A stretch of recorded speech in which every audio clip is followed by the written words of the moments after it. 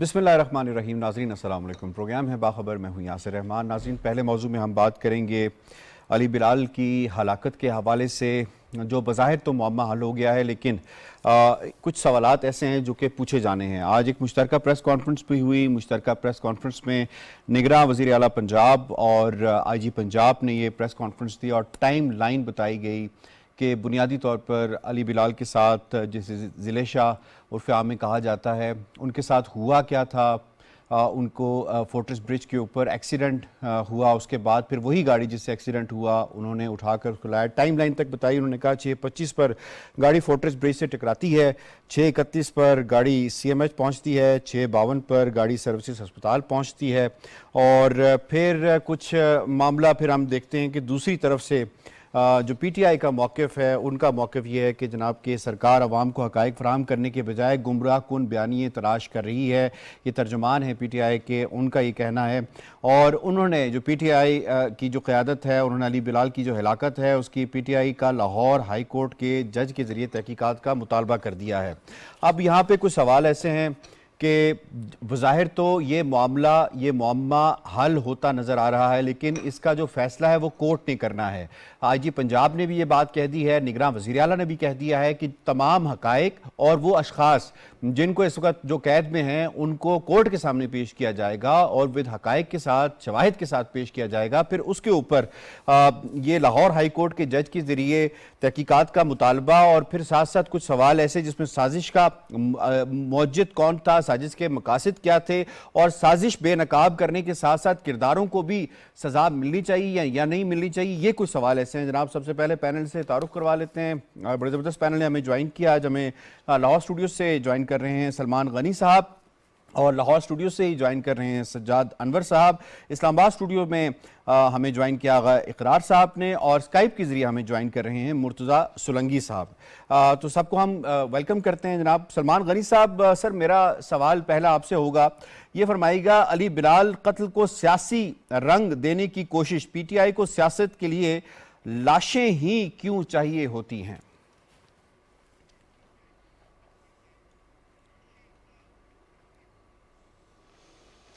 شکریہ یاسر. بات یہ کہ علی بلال کی موت پہ سب کو افسوس ہے. یہ ایک افسوسناک عمل تھا، اور یہ ایک سیاسی کارکن کی موت تھی جو پاکستان کی سیاسی لیڈرشپ کے لیے چیلنج اور پاکستان کے سیاسی کارکنوں کے لیے لمحہ فکریہ ہے. اور لمحہ فکریہ اس لیے ہے کہ کیا سیاسی کارکن سیاستدانوں کی آگ کا ایندھن بنتے رہیں گے، اور ان کی جو جنگ ہوتی ہے وہ اقتدار کی جنگ ہے. اور یہی وجہ ہے کہ میں اس میں یہاں یہ مثال دینا ضروری سمجھتا ہوں کہ یہ علی بلال ایک مجذوب شخص تھا کہ جس کی ایک دیوانہ وار وابستگی تھی خان صاحب سے. اور خود عمران خان صاحب نے اپنی ٹویٹ میں کہا تھا کہ مجھے سحری کے وقت باہر سے آوازیں آتی تھی کہ لو یو عمران، لیکن 7 سال سے وہ شخص وہاں پر نعرے لگاتا رہا، وہاں جا کے اپنا آپ دکھاتا رہا، لیکن سیاسی لیڈرشپ کو اور پی ٹی آئی کے لیڈر عمران خان صاحب کو توفیق نہیں ہوئی کہ ایک دفعہ بھی علی بلال سے ملے ہوں یا علی بلال کے ساتھ ان کی کوئی تصویر ہو. اور ایک فائدہ یہ ضرور ہوا، کل ہم نے اپنے پروگرام میں بھی یہ بات کی تھی کہ اس کے بعد عمران خان صاحب نے جو وہاں پر ان کے پولیٹیکل ورکر کوٹھی پہ پہرا دے رہے ہوتے ہیں ان کے ساتھ ایک تصویر ضرور بنائی ہے. دیکھیں بات یہ کہ جانے والا دنیا سے چلا گیا، اور سب سے بڑی گواہی تو اس کے باپ نے دی. اس نے کہا جی میں کسی پہ کوئی الزام نہیں لگاتا، اور میں سمجھتا ہوں کہ وہ ایک سینسیبل شخص ہے. آپ ان کی اگر گفتگو سنیں، وہ ایک پڑھا لکھا آدمی ہے. اس نے کہا کہ میں کسی پر الزام کیوں لگاؤں. اور یاسر آپ نے درست کہا کہ یہ معاملہ بالآخر کورٹ کے اندر جانا ہے، اور کورٹ کے حوالے سے آج بھی پاکستان کے لوگ یہ سمجھتے ہیں کہ پاکستان کی عدالتوں سے انہیں کسی حد تک عدل اور انصاف ملے گا. لیکن ایک بات میں ضرور کہنا چاہوں گا کہ وہ شخص شاید اس کی زندگی ان کے لیے اتنی قیمتی نہیں تھی اس پارٹی کے لیے جتنی ان کی موت ہے، اور انہوں نے اسے سیاسی بنانے کی کوشش کی ہے. میں سمجھتا ہوں کہ ایک ماں کا بیٹا جو ہے وہ دنیا سے گیا ہے، لیکن ابھی تک جو صورتحال بنی ہوئی ہے اس پہ سیاست کرنے کی کوشش کی جا رہی ہے. اور آپ پاکستان کی سیاسی تاریخ اٹھا کے دیکھ لیں. آج خان صاحب اپنے سیاسی کارکنوں کی بات کر رہے تھے، ان کا ایک پنڈی میں بھی کارکن شہید ہوا تھا، اور اس نے وعدہ کیا تھا کہ خود خان صاحب نے کہا کہ اس کے کہنے پہ میں نے پنڈی کی سیٹ رکھی، لیکن ملاقات ان سے بھی نہیں ہوئی تھی۔ میں سمجھتا ہوں کہ پاکستان کی پولیٹیکل لیڈرشپ اور پولیٹیکل پارٹیز کو اپنی سیاسی کارکنوں کو اثاثہ سمجھتے ہوئے انہیں اپنی سیاسی جنگ کا ایندھن نہیں بنانا چاہیے، بلکہ یہ سیاسی سٹرگل کے حامل وہ لوگ ہوتے ہیں جنہیں وقت آنے پر اکاموڈیٹ کرنا چاہیے۔ مجھے یاد پڑتا ہے کہ 30 اکتوبر 2011 کو مینار پاکستان پہ میں نے خان صاحب کا وہ جلسہ خود رپورٹ کیا تھا جس میں انہوں نے ٹیک آف کیا تھا۔ یہ تو کہتے تھے کہ میری سیاسی طاقت نوجوان ہوں گے، سیاسی کارکن ہوں گے، اور پھر پاکستانی قوم نے دیکھا کہ 2018 کے اندر انہوں نے کن کو ٹکٹس دیے، وہ موقع پرست تھے، وہ ابن الوقت تھے، اور وہ جو ان کے ارد گرد کھڑے ہیں۔ میں سمجھتا ہوں جب تک پاکستان کی سیاسی لیڈرشپ سیاسی کارکنوں کو عزت و تکریم نہیں دے گی اور ان کے دکھ اور سکھ کو سمجھنے کی کوشش نہیں کرے گی، پاکستان کے اندر سیاست اور جمہوریت مضبوط نہیں ہو پائے گی۔ جہاں تک علی بلال کی موت کی تحقیقات کا، دیکھیں یہ قرض ہے، یہ نگرانوں پہ بھی قرض ہے اور خود تحریک انصاف کی لیڈرشپ پہ بھی۔ بات یہ ہے کہ اس کو انصاف ملنا چاہیے، اور ہماری قومی سیاسی بدقسمتی یہ ہے کہ تحقیقات کا مطالبہ کیا جاتا ہے، اور میں یہ دیکھوں گا کہ کیا اس کے بعد علی بلال کے اہل خانہ سے تحریک انصاف کے لیڈرشپ کا رابطہ رہتا ہے یا نہیں رہتا۔ ٹھیک ہے جی، آپ نے یقیناً بڑے چپتے ہوئے سوال بھی پوچھے ہیں، اور آپ نے کہا کہ عظیمی اثاثہ سمجھنا چاہیے، موت کے بعد اثاثہ پھر وہ سیاست کی نظر ہو جاتا ہے۔ مرتضیٰ سولنگی صاحب، سر فرمائیے گا، اسی جو واقعہ ہوا ہے، جس واقعے کے اوپر سوشل میڈیا کے اوپر اتنا گند اچھالا جا رہا ہے، یعنی وہیں پہ منصف بھی بیٹھے ہیں، وکیل بھی بیٹھے ہیں، سارے فیصلے وہاں پہ ہو چکے ہوئے ہیں، اس وقت یہ صرف ایک ضابطے کی کارروائی لگتا ہے ایسے کہ ہونا باقی ہے۔ باقی جتنے سینئر صحافی ہیں، کل سے میں دیکھ رہا ہوں وہاں پہ جن کو ٹائیگر صحافی بھی کہا جا سکتا ہے، جو وہاں پہ کر رہے ہیں۔ مرتضیٰ سولنگی صاحب یہ فرمائیے گا، اس کے اندر کچھ کریکٹرز ہیں، راجہ شکیل، اس کا کیا کردار ہے، اور ڈاکٹر یاسمین راشد صاحبہ، جب انہیں یہ معاملہ سارا پتہ چلا اس کے بعد سے انہوں نے جو بیانیہ بنایا اور جس طرح کی بات آئی، سر یہ کیا میسج دے رہے ہیں ہمیں؟ دیکھیں، اب یہ تفصیلات ساری سامنے آ چکی ہیں، اس لیے کہ آج جو پریس کانفرنس تھی جس میں آئی جی صاحب بھی تھے، وزیر اعلیٰ صاحب بھی تھے، تو انہوں نے یہ ساری حقائق جو ہے وہ لوگوں کے سامنے رکھ دی ہیں، اور مجھے یقین ہے کہ جب یہ معاملہ عدالت میں جائے گا تو جو ان کے پاس یہ تفصیلات ہیں یہ پیش بھی کریں گے کہ کس طرح سے راجہ شکیل جو کہ وسطی پنجاب کے پی ٹی آئی کے صدر ہیں، ان کی کمپنی کی گاڑی کے جو لوگ تھے انہوں نے اس نوجوان کو کچلا، اور پھر ان کے پاس ویڈیو فوٹیج بھی ہے، ٹائم لائن کے ساتھ تمام حقائق بھی ہیں کہ کس طرح سے وہ لاش جو ہے وہ چھوڑ کر سروسز اسپتال میں چلے گئے، اور پھر انہوں نے راجہ شکیل جو کہ مالک تھے اس کمپنی کے ان کو بتایا، اور راجہ شکیل نے بات کی ڈاکٹر یاسمین راشد صاحبہ سے، اور انہوں نے ان سے کہا کہ کل صبح جو ہے وہ آپ زمان پارک میں آ جائیں، اور وہاں پر ڈرائیور باہر انتظار کرتے رہے، اور راجہ شکیل اور یاسمین راشد صاحبہ اندر گئیں، اور خود بعد میں اس ڈرائیور کو جس نے آج پھر کل حلیہ بدل کر وہ اپنی داڑھی صاف کی، ان کو مشورہ دیا گیا راجہ شکیل کی طرف سے کہ آپ اپنا حلیہ تبدیل کریں اور باقی خیر ہے، اور ان کو شاباش بھی دی۔ تو یہ ساری تفصیلات اب سامنے آ گئی ہیں۔ جو دلچسپ امر ہے وہ یہ ہے کہ جب یہ واقعہ ہوا تو فوراً عمران خان سمیت ان کی پوری لیڈرشپ چڑھ گئی کہ محسن نقوی جو وزیر اعلیٰ ہے اور سیکیورٹی کے جو اہلکار ہیں انہوں نے حراست کے دوران اس نوجوان کو قتل کیا ہے، لیکن انہوں نے یہاں تک کہ جو ان کے والد ہیں ان پر دباؤ ڈال کر کوشش کی محسن نقوی کو ملوث کرنے کی۔ تو اگر یہ واقعی انصاف چاہتے تو جو مطالبہ آج فواد چودھری اور عمران خان کر رہے ہیں کہ عدالتی تحقیقات ہو، یہ 3 دن پہلے بھی ہو سکتا تھا۔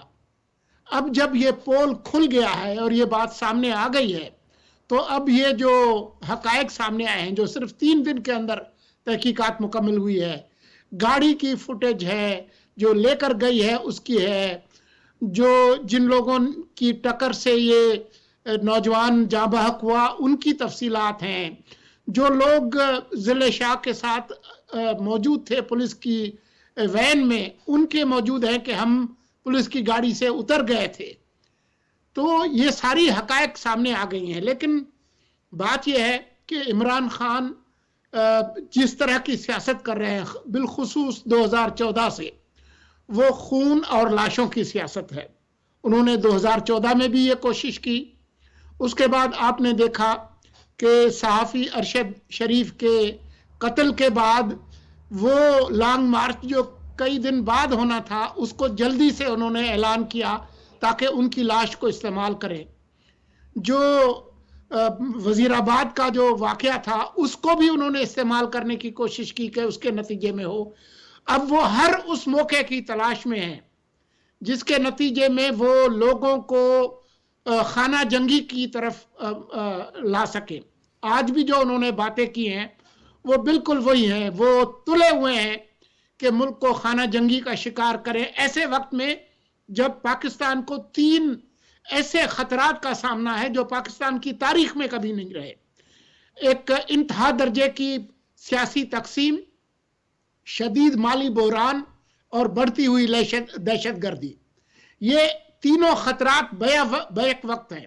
ये जो लोग कहते हैं ना कि जल्दी से इलेक्शन करा दें, 2013 में भी दहशत गर्दी थी, 2007 में भी, उनको ये बताना ज़रूरी है कि बाकी जो 2 खतरात मैंने बताए, शदीद मुआशी बहरान और इंतहा दर्जे की सियासी तकसीम जिसका झंडा इमरान खान ने खुद उठाया हुआ है, ये मुल्क के वजूद के साथ खेल रहे हैं और ये एक इंतहाई एक गैर मामूली सूरत हाल है। और मेरा ख्याल है कि हर एक को इस पर सोचना चाहिए कि इमरान खान मुल्क को किस तरफ धकेल रहे हैं। ठीक है सजाद साहब, आपकी तरफ से मैं आता हूँ कि इनके वालिद का बयान सामने आया जिसका तस्करा मुर्तज़ा सोलंकी साहब ने भी किया है और सलमान गनी साहब ने भी किया है।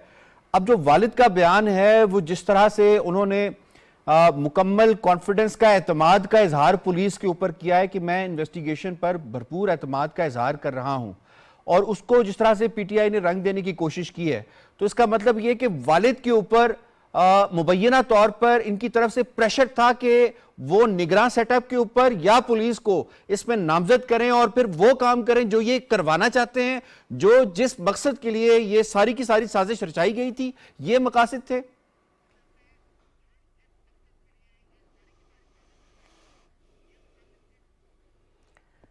डेफिनेटली अली बिलाल जो हैं, ज़िले शाह जो हैं, उसके केस को जिस तरीके से पीटीआई ने उनकी हलाकत को या शहादत को इस्तेमाल करने की कोशिश की, उनकी फैमिली को भी अच्छा नहीं लगा होगा।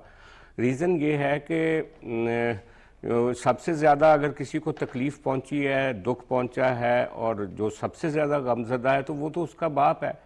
और उसके बाप को अगर ये समझ आ रही है कि ये जो वाक़यात हुए ज़मान पार्क के बाहर और जिस तरीके से कई दिन से वहाँ पे स्टैंड ऑफ जारी था, तो उसके नतीजे में अगर उनके बेटे की जान गई है तो वो ज़ाहिर है कि वो इस तरह की बात नहीं कर सकते थे जो जिस तरह की चीप पॉलिटिक्स इन्होंने की पीटीआई ने। मेरा ख्याल है कि पीटीआई का दबाव भी होगा डेफिनेटली, लेकिन इनके वालिद साहब की गुफ्तगू से लगता है कि वो पीटीआई के रवैये से भी नाराज़ हैं। हमें बाज़ इतलात ऐसी हैं यहाँ पे लाहौर में कि उनके वालिद को कुछ रकम भी देने की कोशिश की गई पीटीआई की तरफ से, अच्छा, ताकि उनसे एक टेलर मेड बयान जो है वो लिया जा सके, लेकिन उन्होंने रद्द किया।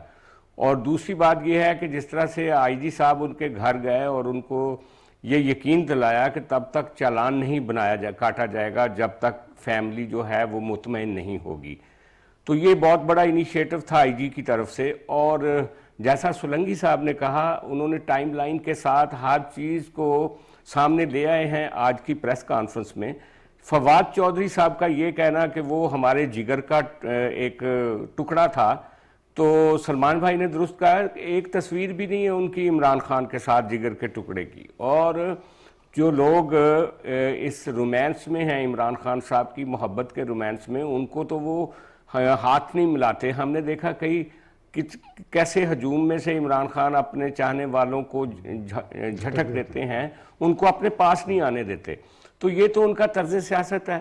اور ڈیفینیٹلی فیملی نے بہت اپنی تکلیف اور اپنے غم کو سیاسی نہیں بنایا, اور وہ اپنے پیارے کی موت کے اوپر وہ کوئی پی ٹی آئی کی طرح وہ اس کو اپنے الیکشن کی کیمپین تو نہیں نا فیملی بنا سکتی. ان کو ایک تکلیف پہنچی ہے, اور وہ تکلیف جو ہے حکومت کو ضرور ازالہ کرنا چاہیے. جیسے بھی ان کی موت واقع ہوئی, اس کا عدالت میں ہی ڈیفینیٹلی شواہد پیش کیے جائیں گے, اور عدالت ہی کوئی فیصلہ کرے گی. خواہ اس کا کوئی کمیشن بنے, یہ گورنمنٹ کے لیے بھی بہتر ہے کہ اس کا کمیشن اگر بنا دیا جائے, کوئی عدالتی کمیشن ہو جس میں دودھ کا دودھ اور پانی کا پانی ہو جائے. کیونکہ میں نے دیکھا ہے کہ ایک تو پی ٹی آئی والے محسن نقوی صاحب پہ الزامات لگا رہے ہیں, لیکن کچھ یوٹیوبرز جو ہیں یا باہر بیٹھے ہوئے لوگ جو ہیں وہ ہماری ایجنسیوں کے اوپر بھی یہ الزام لگا رہے ہیں اس کی موت کا, اور کہا جا رہا ہے کہ اس کو باقاعدہ کہیں لے جا کے تشدد کر کے مار کے پھر یعنی ہاسپٹل لے کر گئے. تو یہ بہت ضروری ہے کہ اس کا ایک تو فرینزک ان کی ناش کا ہونا چاہیے پوری طرح سے, اور پھر اس کی ایک عدالتی تفتیش ہو جائے جس کے نتیجے میں گھر والے بھی مطمئن ہو جائیں, لوگوں کو بھی پتہ چل جائے, عوام کو بھی پتہ چل جائے, اور یہ جو پی ٹی آئی کا جعلی اور بوگس بیانیہ ہے وہ بھی ایکسپوز ہو جائے. ٹھیک ہے آغا صاحب, یہ فرمائیے گا کہ تحریک انصاف ہر وقت کسی نہ کسی حادثے یا سانحے کی تلاش میں کیوں رہتی ہے, اور اس کا الٹیمیٹ کیا فائدہ وہ حاصل کرنا چاہتے ہیں, کہ اس سے کہ جو کیوس ہوگا اس کا تو پھر اگر آپ نے پاکستان میں رہنا تو پھر تو فائدہ نہیں ہوگا. اور دوسرا, جو خان صاحب نے اوورسیز پاکستانی سے کہا ہے کہ آپ جائیں اور جن جن ممالک میں آپ رہتے ہیں وہاں جا کے ہیومن رائٹس کی جو وائلیشن پاکستان میں ہو رہی ہے اس کو اجاگر کریں, یہ کیا خان صاحب پیغام دے رہے ہیں ان 10 ملین اوورسیز پاکستانیز کو جنہوں نے پاکستان کا ایمبیسڈر بننا ہے, وہ ان کی سازشوں کو لے کر آگے چلیں اور دنیا کو بتائیں. بڑی پیاری باتیں آپ نے کی ہیں. یہ باتیں ہم پہلے بھی کر چکے ہیں, اور آپ کو یاد ہوگا کہ کئی دفعہ ہم یہ بات کر چکے ہیں کہ ان کے ایک فارمر فیڈرل منسٹر نے یونائٹڈ نیشن کو ایک لیٹر لکھا تھا کہ پاکستان کے خلاف ایکشن لیا جائے.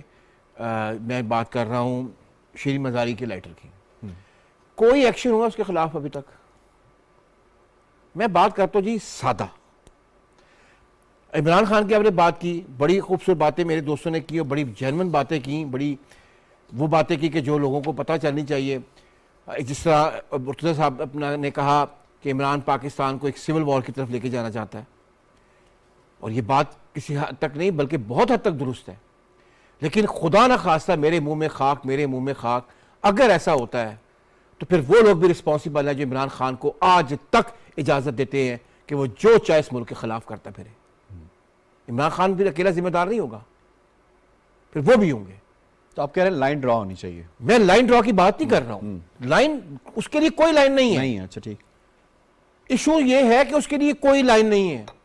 وہ نے جب پاسپورٹ جلوایا تھا اور لوگوں نے کہا تھا کہ ہم پاکستان کا پاسپورٹ جلا رہے ہیں کیونکہ ہمارے لیڈر نے ہمیں کہا, کوئی کیس ہوئے عمران خان کے خلاف؟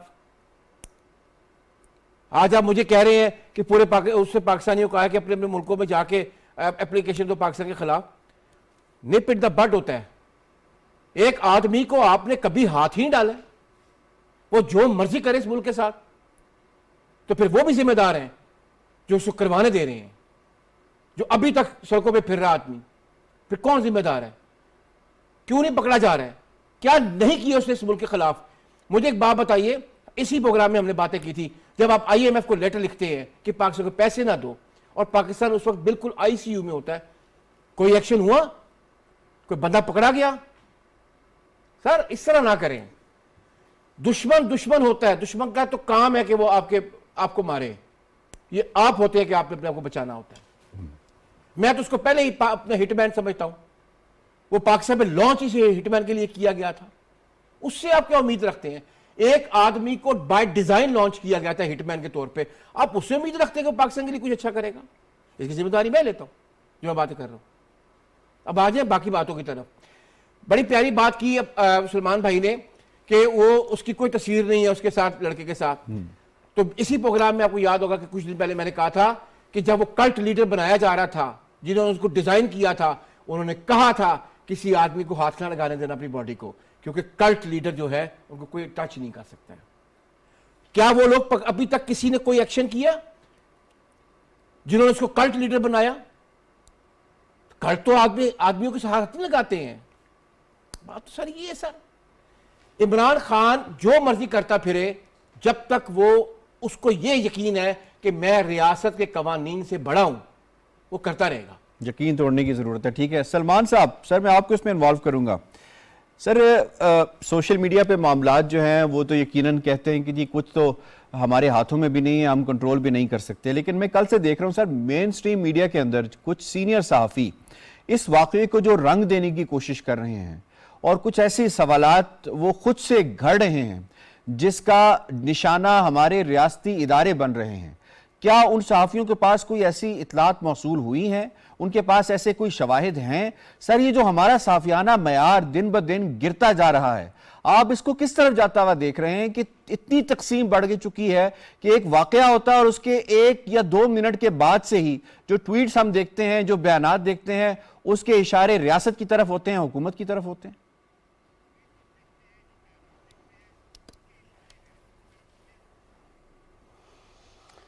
دیکھیں یاسر صاحب, بات یہ ہے کہ یہ جو سچ ہوتا ہے یہ ایک معصوم بچے کی مانند ہوتا ہے.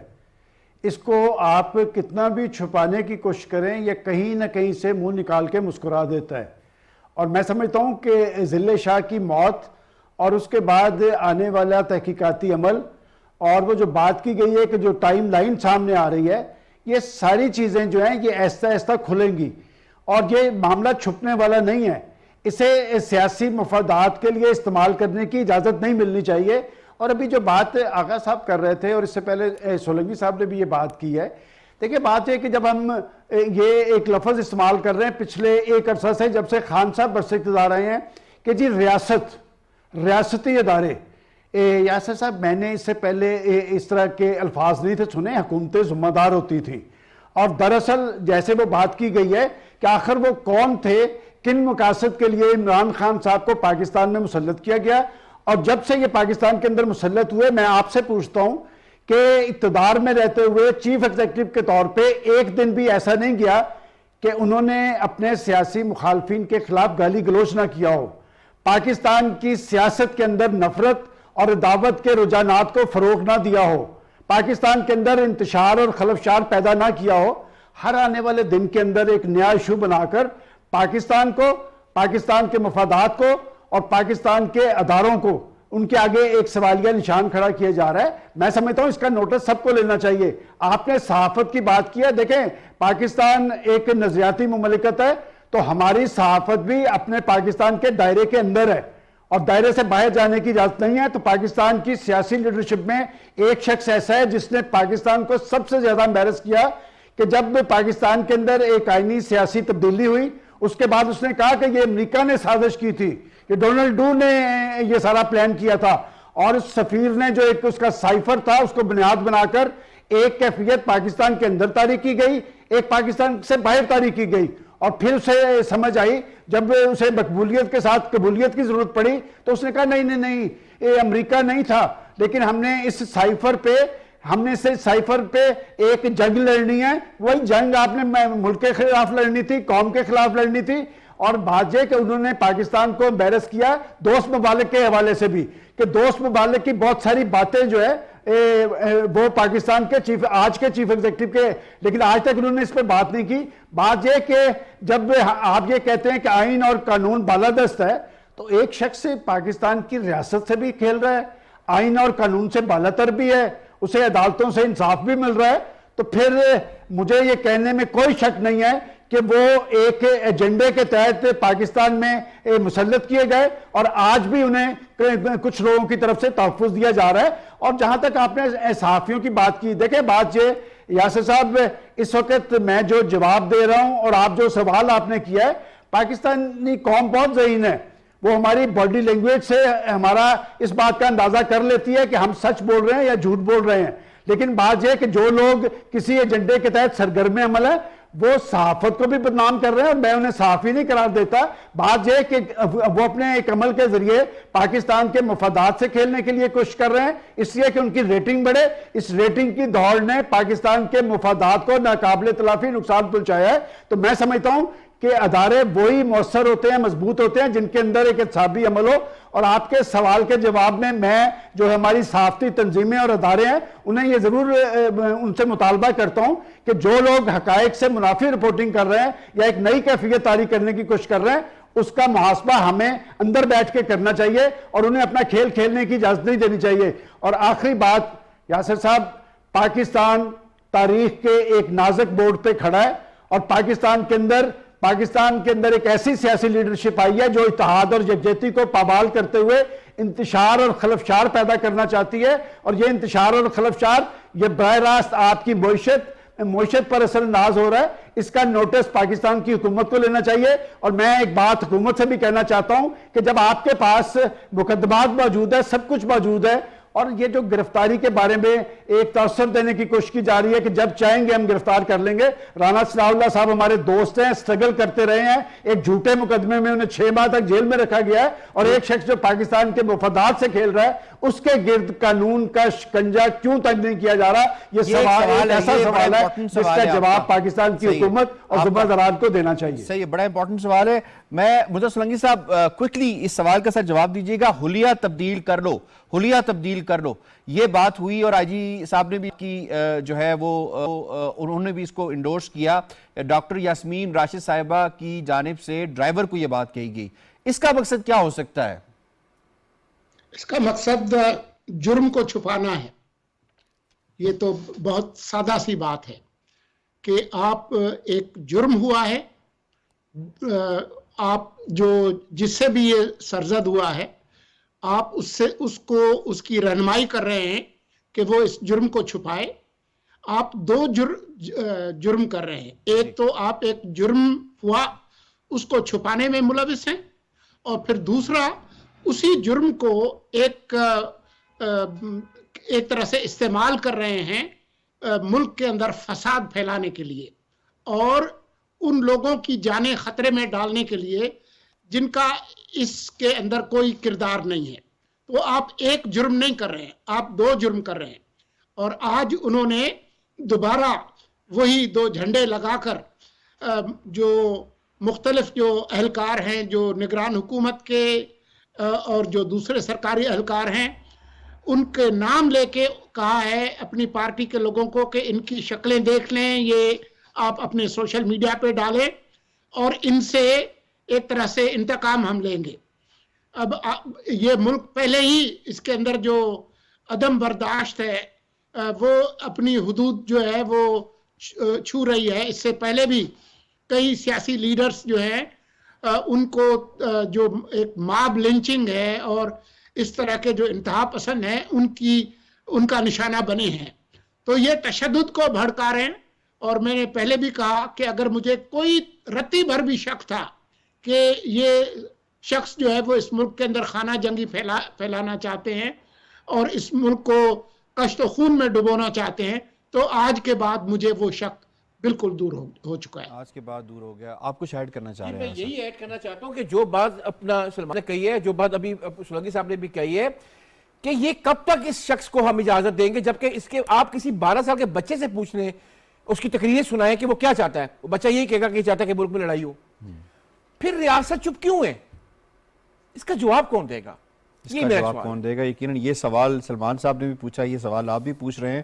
اور ریاست کے جو معاملات ہیں جناب وہ آگے ہم چل کے دیکھیں گے کہ ریاست جو ہے وہ معیشت کو بھی ریاست نے دیکھنا ہے، سیکیورٹی کو بھی دیکھنا ہے، باقی معاملات کو بھی دیکھنا ہے، انٹرنیشنل ریلیشنز کے حوالے سے بھی دیکھنا ہے. اب خان صاحب کا اپنا ایک وتیرہ ہے، وہ اپنی ایک ٹارگٹ انہوں نے سیٹ کیا، اس کے مطابق چل رہے ہیں اور وہ کہہ رہے ہیں کہ کچھ بھی ہو جائے آپ بس الیکشن کروائیں اور اس کے بعد پھر جو بھی معاملات ہیں وہ سب کے سامنے آ جائیں گے.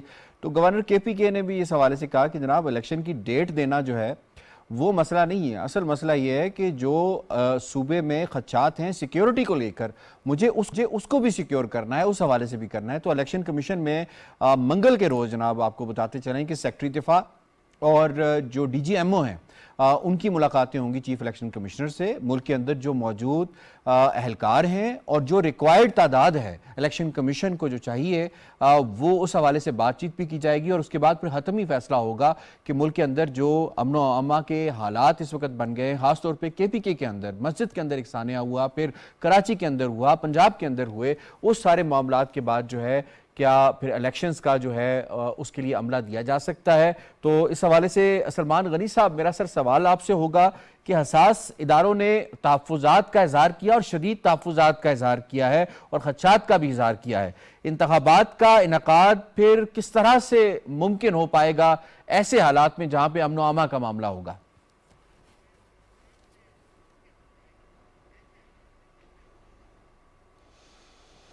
دیکھیں یاسر صاحب, یہ آج پاکستان کے اندر جو انتخابات کے حوالے سے کیفیت طاری ہوئی ہے, یہ اس وجہ سے ہے کہ اس سے پہلے کبھی ایسے نہیں ہوا.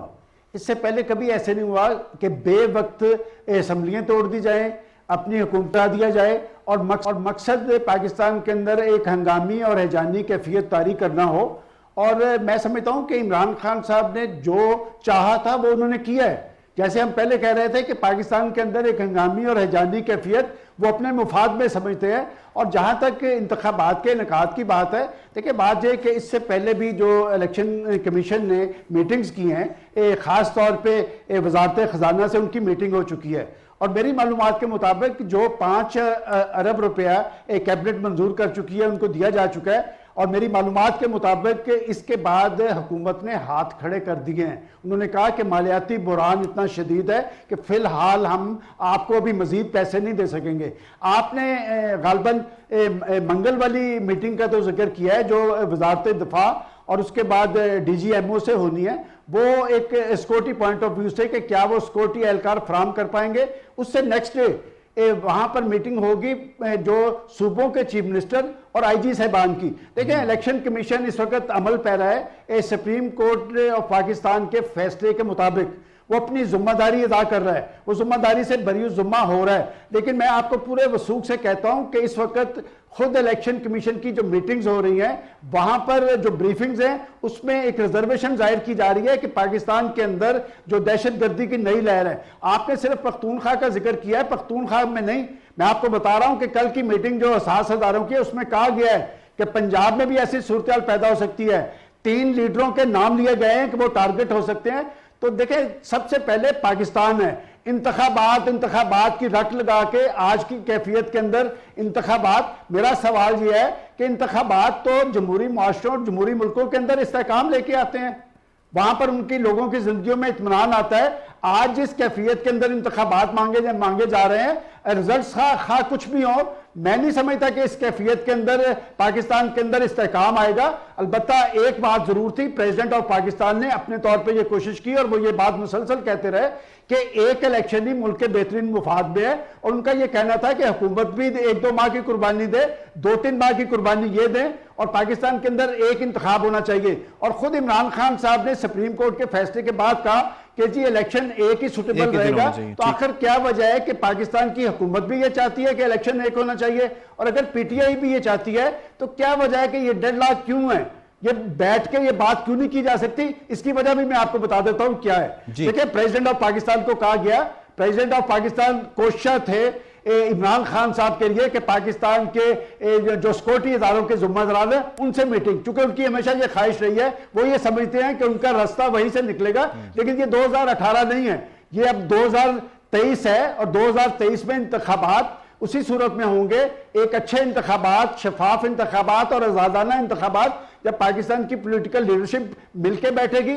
پریزیڈنٹ صاحب کو کہا گیا کہ آپ عمران خان صاحب سے کہیں کہ وہ prime minister of Pakistan Shehbaz Sharif sahab کے ساتھ بیٹھ کر اپنے معاملات طے کریں, لیکن وہ اپنے سیاسی مخالفین کے ساتھ بیٹھنے کے لیے تیار نہیں ہے. وہ پاکستان کے آرمی چیف کو آوازیں دے رہے ہیں, اور آرمی چیف نے میں سمجھتا ہوں سب سے حقیقت پسندانہ بات کی ہے. انہوں نے کہا کہ سیاسی معاملات سیاسی قیادت بیٹھ کے حل کرے, اور جب تک سیاسی قیادت اپنے معاملات بیٹھ کے حل نہیں کرے گی, نہ میرا خیال ہے پاکستان کے اندر آزادانہ انتخابات ممکن ہوں گے اور نہ معاشی اور سیاسی استحکام قائم ہوگا. بالکل ٹھیک ہے جی, آپ نے بڑے ڈیٹیل کے ساتھ سارے موضوع کو جو ہے وہ کور کیا ہے. مرزا سولنگی صاحب فرمائیے گا سر, موجودہ جو حالات ہیں, سیکیورٹی ادارے جو ذمہ دار ہیں سیکیورٹی کو مینٹین کرنے کے, وہ بھی اپنے خدشات کا اظہار کر چکے ہیں. اگر خدا نخواستہ کوئی سانحہ ہو جاتا ہے تو پھر ذمہ دار کون ہوگا؟ یقیناً ذمہ دار وہ لوگ ہوں گے جو کہ ملک کو اس طرف دھکیل رہے ہیں. دیکھیں, آپ یہ ہرگز نہ بھولیں کہ یہ جو اسمبلیاں تحلیل ہوئیں پنجاب اور خیبر پختونخوا کی, یہ کس پس منظر میں تحلیل ہوئیں. سلمان غنی جیسے لوگ بیٹھے ہیں اس پینل میں, آپ دنیا بھر کی جو پارلیمانی تاریخ ہے اس کو دیکھ لیں کہ پارلیمان کب تحلیل کی جاتی ہے. پارلیمان اس وقت تحلیل کی جاتی ہے جب اس صوبے یا ملک کی جو پارلیمان ہے وہ نہ چل رہی ہو. پنجاب کے اندر کوئی آئینی بحران نہیں تھا, خیبر پختونخوا میں کوئی آئینی بحران نہیں تھا, یہ دونوں حکومتیں ٹھیک چل رہی تھیں.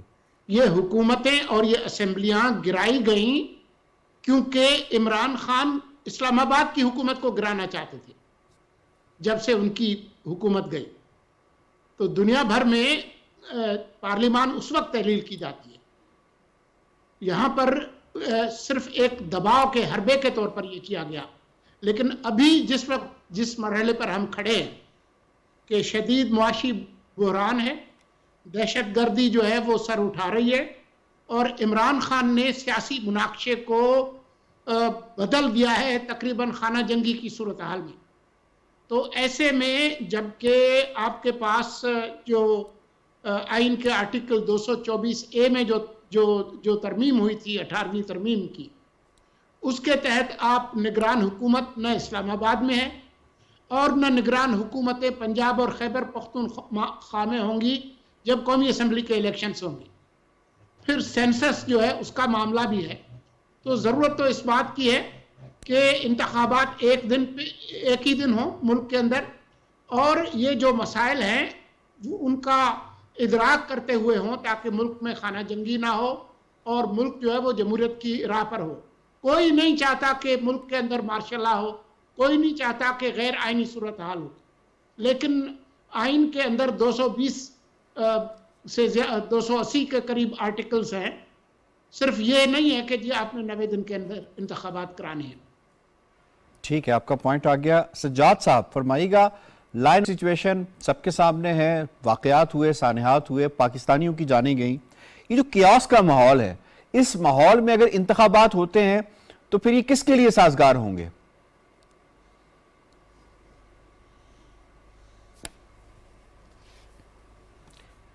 دیکھیں یاسر, بات یہ ہے کہ ایک زہریلا پودا اس سیاست میں لگایا گیا تھا صرف اس لیے کہ ملک کی دو پاپولر سیاسی جماعتوں سے کچھ لوگوں کو اعتراضات تھے, تو انہوں نے کہا کہ ان کے خاتمے کے لیے ایک زہریلا پودا لگاتے ہیں تاکہ وہ پارٹیاں جو ہیں وہ جڑ سے اکھڑ جائیں اور ایک نئی ریئلٹی جو ہے اس کو ابھارا جائے.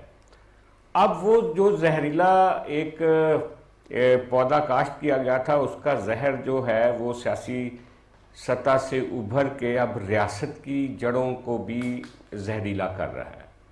یہ بڑا ایک افسوسناک واقعہ ہے. وہ جس طریقے سے عمران خان صاحب اپنے آپ کو کنڈکٹ کر رہے ہیں, یہ الیکشن ساری جتنی بھی ڈیموکریٹک فرٹیلٹی وہ سمجھتی ہے کہ یہ ایک طرح سے یہ ہٹلر بنے ہوئے ہیں. یہ سمجھتے ہیں کہ میں بلڈوز کروں گا, اپنی مرضی سے الیکشن جو ہے وہ اکتوبر کی بجائے میں مارچ اپریل میں کرواؤں گا, جیسا کہ انہوں نے رٹ لگائی ہوئی تھی پچھلے سارے عرصے میں. جب وہ نہیں کر سکے تو انہوں نے 2 اسمبلیاں توڑ دیں, اور وہ الٹیمیٹلی آج ملک کو اس سائٹ پہ لے کر جا رہے ہیں, جیسا کہا جا رہا ہے, آج کے پینلسٹ بھی کہہ رہے ہیں کہ وہ ایک سول وار کی طرف لے کر جا رہے ہیں ملک کو. آج شرجیل میمن نے کہا ہے آن دی ریکارڈ کہ یہ کسی ملک کی سازش ہے جس کا مہرا ہے عمران خان, جو پاکستان کے خلاف ایک سازش کر رہا ہے. اس میں کوئی دوسری رائے نہیں ہو سکتی, کیونکہ ہر سیاسی تنازع کا ایک تصفیہ جو ہوتا ہے نا وہ سیاستدان مل بیٹھ کے طے کر سکتے ہیں، لیکن عمران خان صاحب ایک ایسا مطلب مسلسل ایک جھگڑا، ایک تنازع وہ بیچ میں رکھنا چاہتے ہیں، وہ بدلے کی بات کرتے ہیں، وہ کہتے ہیں کہ جی جو میرا دشمن ہے اس کو صفحہ ہستی سے مٹا دینا چاہیے. جس طرح کی لینگویج ان کے ورکرز بولتے ہیں، ان کا سائبر اسکواڈ بولتا ہے، اور یہ گفتگو اگر سیاسی سطح پہ ہوتی تو چلو اس کو کہیں برداشت کر لیا جاتا. اب وہ ہماری ریاست کو، اب وہ ہماری پاکستان کی جو آئیڈینٹی ہے اس کو چیلنج کر رہے ہیں اپنے باہر. ٹھیک ہے، شناخت پہ حملہ ہے. ٹھیک ہے، آپ کا پوائنٹ آ گیا. سجاد صاحب میں اس میں آپ کو انوالو کروں گا. یہ فرمائیے گا جس لیول پلینگ فیلڈ کے حوالے سے باقی پارٹیز ہیں وہ تقاضا کر رہی ہے، بالخصوص مسلم لیگ نواز بھی کر رہی ہے، تو لیول پلینگ پھر سب کو ملنا کیا یہ بھی آئینی تقاضا نہیں، یہ بھی آئینی حق نہیں ہے ساری پارٹیوں کا؟ دیکھیں یہ آپ نے جو بات کی ہے وہ تھوڑی سی پولیٹیکلی کریٹیکل. ٹھیک. جہاں تک بات ہے کہ لیول پلینگ فیلڈ سے کیا مراد ہے تو میں اس میں میری کوئی ججمنٹ نہیں ہے. جہاں تک بات ہے جو اس وقت حالات ہے پاکستان میں، اگر آپ اجازت دیں تو میں کچھ فیکٹس آپ کے میں آپ کو لیول پلینگ کے تھوڑا سا بتا دیتا ہوں جی. کہ ایک پارٹی ہے اس کو تو اجازت ہے کہ وہ کھل کر اپنا انتخابی ماحول جو ہے وہ گرما سکتی ہے. جو باقی پارٹیز ہیں لائک اے این پی، میں ادھر ہی آ رہا تھا. ایگزیکٹلی، تھینک یو سو مچ. میں نے اس لیے کلیئر کیا تھا، میں کے پی کے میں اور اے این پی اور جے یو آئی کے ہی ریفر. آپ کو پتا ہے کہ اللہ تعالیٰ سب کو زندگی دے، مولانا فضل الرحمان کے اوپر ابھی تک 3 اٹیک آپ کو پتا ہے پچھلے 12-13 سال میں ہو چکے ہیں. ٹھیک ہے، اور اے این پی 2013 کے الیکشن بھی پراپر نہیں لڑ سکی، 2018 کے بھی نہیں لڑ سکی، اور ان کے ڈپٹی سپیکر پہ بھی ہوئے، ڈپٹی سپیکر سینٹ پہ بھی ہوئے تھے انہی کی پارٹی کے. انہوں نے بہت قربانیاں دی ہیں. افتخار صاحب کا بیٹے کی شہادت ہوئی، بلور فیملی کی 2 شہادتیں ہوئیں. آج کی جو فگر ہے اگر آپ اجازت دیں میں بتاؤں گا، اور اس کے بعد فیصلہ آپ کیجئے گا کہ کیا کے پی کے میں الیکشن ہونے چاہیے.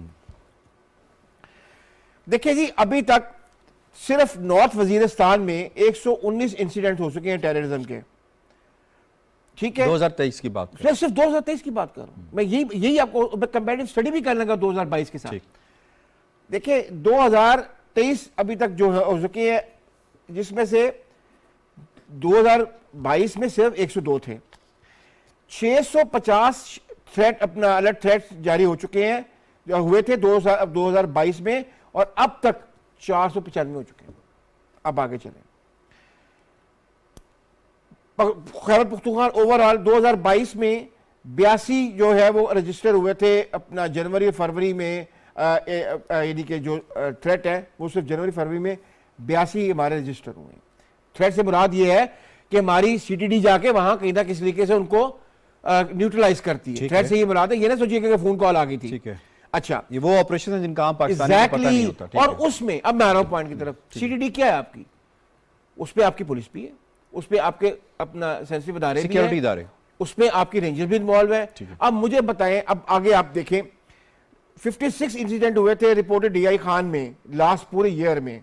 47 ہوئے تھے پشاور میں، 42 ہوئے تھے باجور میں، 35 ہوئے تھے لکی مرمت میں، اور اس دفعہ آپ آلریڈی 102 کراس کر چکے ہیں. جی تو سچویشن سب کے سامنے ہے. یقیناً 3 مہینے نہیں ہوئے. اس کا مطلب گورنر کے پی جو بات کر رہے ہیں وہ بڑی سیریس ہے، اس کو سیریس لینے کی ضرورت ہے کہ it's not about date, it's all about your security. لوگوں کو تحفظ بھی تو دینا ہے. بالکل. مجھے وائنڈ اپ کرنا ہے، اگر آپ کی اجازت ہو جناب. مجھے شکریہ ادا کرنا ہے مرزا سولنگی صاحب کا، سلمان غنی صاحب کا، آغا اقرار صاحب کا، سجاد انور صاحب کا. آج کے موضوعات کو بڑی زبردست طریقے سے آپ نے سمیٹا ہے جناب. پروگرام باخبر سے اتنا. یاسر رحمان کو دیجیے اجازت. اللہ نگہبان.